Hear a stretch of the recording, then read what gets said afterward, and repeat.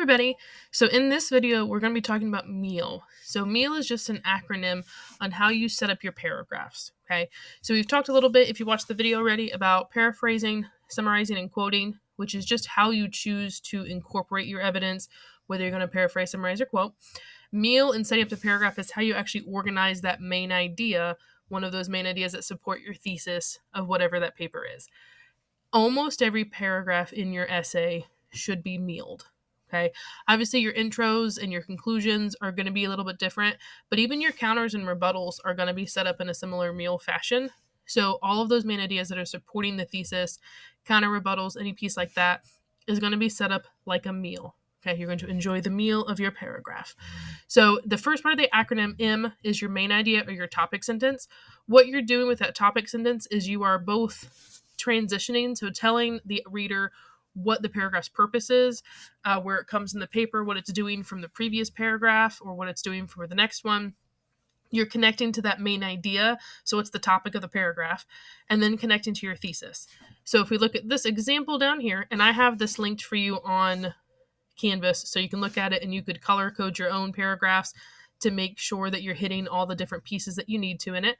But in this example, that says there are many causes that lead into teen pregnancy in Ohio. So we know causes that lead. We know this paragraph is going to be about causes that lead. So we know that's their main idea. And we know that in the previous paragraph, they went into this idea on pregnancy in Ohio statistics. So we're giving examples. So there are many is my transition.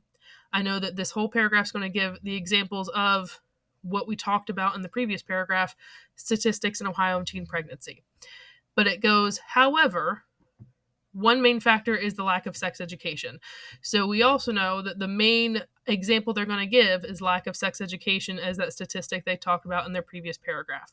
So I know just from this very first sentence that the previous paragraph had to be about statistics in Ohio, and that it's led me here to give me a very specific example of how those statistics started. So a cause-effect transition. I'm going to show you a link here in a second to find those different transitions.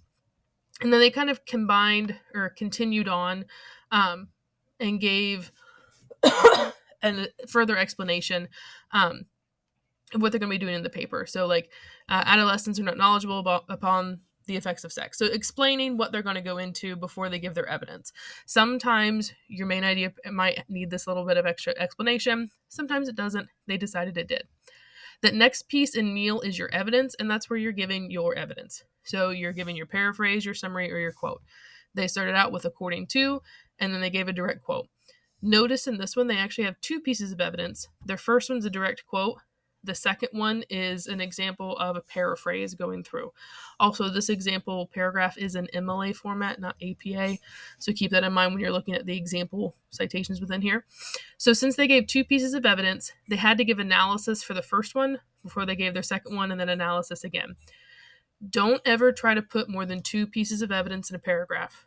Okay, if you're taking notes, or even if you're not taking notes, this is the one thing I need you to make sure you keep key of. No more than two pieces of evidence should be in a paragraph. Any more than that, you're going way, way too lengthy, and you're going to end up with a paragraph that's 2 pages long, and that's way too long. Because each piece of evidence you include has to have analysis. Because remember, you put your name on this paper, and to prove it's not plagiarized, not only do you have to have the in-text citations for all of your resources, but you have to do most of the talking. If your name's on it, it's your writing, it's your talking. And that's what the analysis is. It's you talking, you doing the arguing. So your analysis is where you explain how the evidence supports the main idea of the paragraph, supports the thesis, and why it matters to the audience. So what? Why did you give me this evidence in the first place? Think if you've ever been in an argument with somebody and they're just throwing facts in your face, but they're not giving you any explanation of those facts, you get really ticked off. And that's because they're missing the analysis of their argument. So give the facts, give your E, give your evidence, and then give your blue, give your analysis. Explain why does that evidence support my thesis, support my main idea, and tell me why it matters to my audience as well. Okay, and I gave you all that right there. And then the very last sentence, maybe two, of your paragraph is your link. Okay, that's where you conclude the whole piece. So you kind of wrap up what that final idea moment is for you on this main idea, and you hint at what the next topic of the next paragraph is going to be. So they sort of wrapped theirs up with the urgency of this issue is the struggle adolescents must face after having a child. So they're wrapping up with the struggle bus that is their topic here. Okay. The impact, the so what. They ended on the so what. And they're going to hint at us at what the next topic is in this one. So, along with the health concerns, there are also risks involving the future state of the infant. So, we know for a fact that the next paragraph is going to be about how does teen pregnancy affect the infants, not only where did it come from, where did it lead to.